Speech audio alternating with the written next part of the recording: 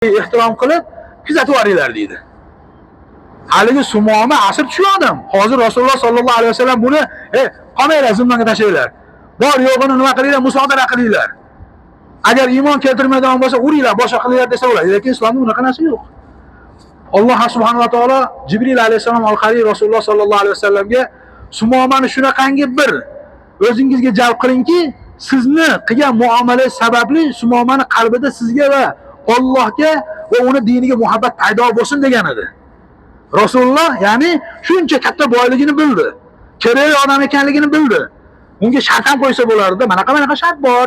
Makka ga borasan, mo'ishlarni qilasan. Bo'lmasa biz seni ozod qilmaymiz desa ham bo'lardi Rasululloh. Lekin payg'ambar alayhisalom hech nimani o'rtaga qo'ymadi, hech qanaqa shart qo'ymadida, ozod qilinglar buni dedi. Aytganini qilinglar, chiroyli mehmondozlik qilib, aytgan narsalarini berib, chiroyli sovg'a salomlar bilan jo'natlar, ketaversin yo'lida dedi.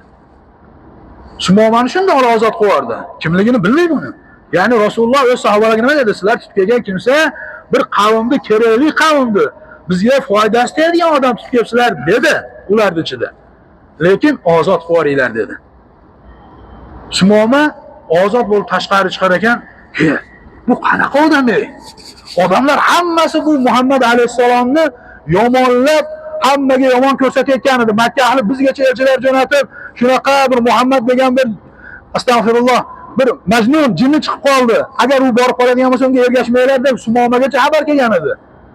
Bu odam unaqa odam emas ekan-ku. Rob borosa rosmoni bo'lgan odamlardan ham yaxshiroq ekan-ku. Halim inson ekan-ku. Dedi, u tashqari chiqib rosa o'ylanib turdi. Va o'sha davrda biz kecha ziyorat qilganimiz Baqiya qabristoni Orqat deb qo'yiladi, bir o'rmonzor edi. Ana shu yerga kiradida chiroyli ustidan suv quyib, g'usl qilib, hech kimni bir zo'rlovsiz o'zi Alloh taolo qalbini Alloh va Rasuliga moyil qilib qo'yadi. Sumoma shunday Rasululloh oldiga kiradi. Hamma sahobalar uning ichida Umar ibn Hattob radhiyallohu anhu Sumomani kirib kelayotganini ko'rib Rasulullohga bir narsa qilib qo'ymasa edi. Chunki uni qalbidagi narsani ham bilingan edi-da.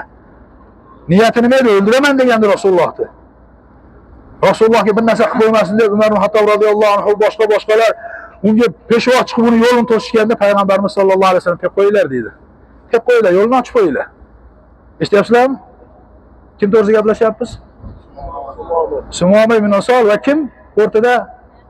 Rasululloh sollallohu alayhi vasallam sahobalar o'rtasida bo'layotgan hikoya, real. Erta emas, to'qima emas. Payg'ambarimiz alayhisalom deb qo'yinglar dedi, deb qo'yinglar. Sumoma shunday keldi, ya Rasululloh dedi.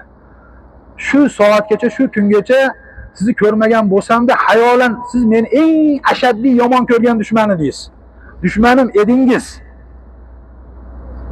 Bugundan sizni bu qilgan muomalatingizni ko'rib, sizdan yaqin inson menga qolmadi. Ayting, qanaqa qilib iymon keltiraman? Iymon bu ne'mat inson bolasiga berilgan. Agar musulmonlik ne'mati bergan bo'lsa, musulmonlik ne'mati berilgan bo'lsa, la ilaha illalloh Muhammadur Rasululloh kalimasi berilgan bo'lsa, shu kalimani ostida yashayotgan inson bo'lsak, bundan boshqa ulug' ne'mati yo'q. Shuning uchun Alloh subhanahu va taolo Ali Imron surasida bandani tili bilan Robbana la tuzigh qulubana ba'da idh hadaytana va hab lana min ladunka rahma innaka antal wahhab. Ya'ni duoda qisqagina ma'nosi, ey Robbimiz, bizga ulug' iymon degan ne'matni berding. Hargiz u ne'matni bizdan olib qo'ymagin deb so'raladi. Biz bandani tili bilan Alloh taolo kitobida oyat nozil qilyapti. Endi qarang, Sumoma nima niyat bilan kelyapti?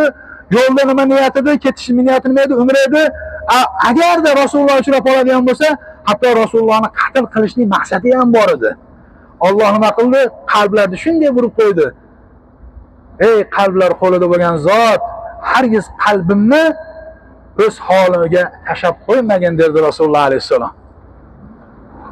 Allohning dushmani bo'lib kelayotgan, Allohning Rasulining dushmani bo'lib kelayotgan kimsa bir necha daqiqada Rasulullohning go'zal muomalasi, sahobalarning chiroyli muomalasi sababli qanday iymon keltiraman ya Rasululloh dedi.